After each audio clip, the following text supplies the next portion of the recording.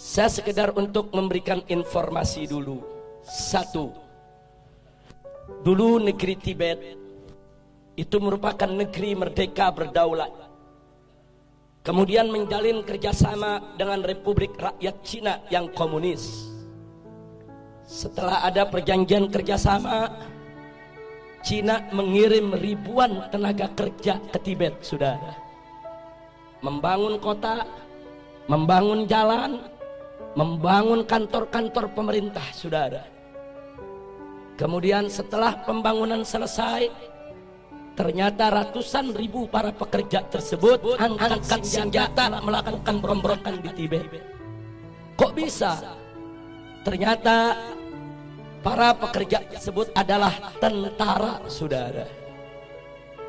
Tentara yang memang dididik, saudara, untuk bekerja.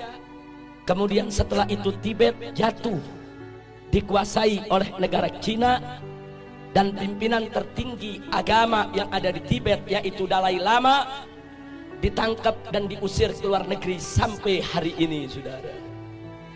Hati-hati, masuknya tenaga kerja Cina ke Indonesia yang jumlahnya saat ini ratusan ribu orang harus diwaspadai, karena kita sudah lihat bagaimana tegapnya badan mereka, bagaimana perawakan mereka, lebih tepat mirip tentara ketimbang pekerja kasar atau buruh, saudara. Yang kedua, saudara, di tengah Afrika ada satu negeri bernama Angola, dibantu habis-habisan oleh Republik Rakyat Cina, saudara. Setelah diikat dengan utang yang begitu besar, kemudian Cina mulai mengatur Angola. Anda tahu minggu ini apa yang terjadi? Parlemen Angola mengajukan undang-undang untuk ditandatangani oleh presiden yang isinya Islam tidak boleh ada di Angola, dan seluruh masjid harus ditutup. Alasannya karena berlawanan dan bertentangan dengan adat istiadat Angola, saudara. Ya, hari ini Islam dilarang di Angola, saudara. Bagaimana dahsyatnya pengaruh Cina komunis sampai di Afrika, saudara, dipengaruhi sedemikian rupa. Yang ketiga, ada satu lagi negara di Afrika bernama Zimbabwe, saudara, juga diberikan utang besar-besaran oleh Cina, saudara. Setelah utangnya, saudara, membengkak, Zimbabwe tidak mampu untuk bayar utang, saudara. Lalu apa ditawarkan oleh Cina komunis? Dibebaskan dari utang, tidak perlu bayar utang. Tapi mulai saat itu Zimbabwe harus meninggalkan mata uangnya dan belanja sehari-hari dengan mata uang Cina, yaitu yuan, saudara.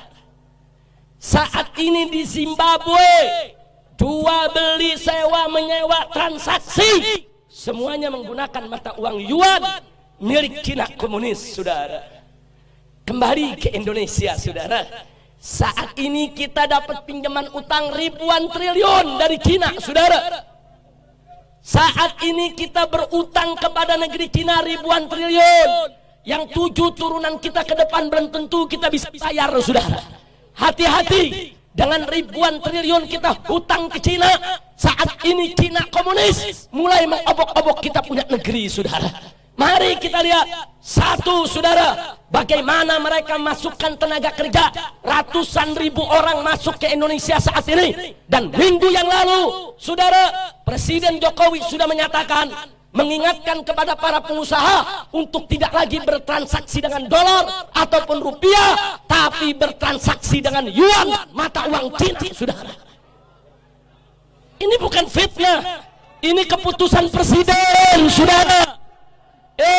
Nggak sampai di situ, saudara. Sebulan yang lalu presiden juga mengeluarkan kepres bahwa orang asing termasuk Cina komunis diberikan hak milik untuk memiliki rumah, memiliki tempat tinggal, dan memiliki perkebunan di Indonesia, saudara. Ini nggak pernah terjadi. Orang asing diberikan hak milik. Ada apa gerangan yang terjadi, saudara? Masya Allah. Ada apa ini negeri? Saya ketemu seorang pejabat, Habib, kan enak kerjasama dengan Cina. Kita dibangunin itu jalan kereta, MRT, LRT. Saya katakan, Pak, itu bangun bukan gratis. Kita ngutang dan kita harus bayar dengan bunga. Satu. Kedua, kontraktor utamanya harus dari negeri Cina, bukan kontraktor utama pribumi kita. Yang ketiga, bahan-bahan bakunya juga harus diimpor dari Cina, termasuk reklamasi tiang-tiang pancangnya bukan kita buat sendiri, dari negeri Cina harus didatangkan, saudara. Dan gak sampai di situ, minimal 30% tenaga kerjanya juga harus dari Cina, saudara. Jadi apa yang kita dapat untung dari proyek-proyek tadi? Duit kita dikasih pinjam sama Cina, mesti bayar ke kontraktor Cina, mesti bayar ke pekerja Cina, mesti bayar ke material Cina. Semua duit balik lagi kepada mereka, saudara. Jangan mau dibohongin, jangan mau dibodohi, jangan mau dikadalin. Ini negara harus kita selamatkan. Gak boleh saja oleh asing dan asing. Betul. Siap bela negara, siap bela NKRI, siap bela Islam, siap bela bangsa, siap bela rakyat, siap jaga pribumi. Takbir, takbir, takbir. Sallu ala Nabi.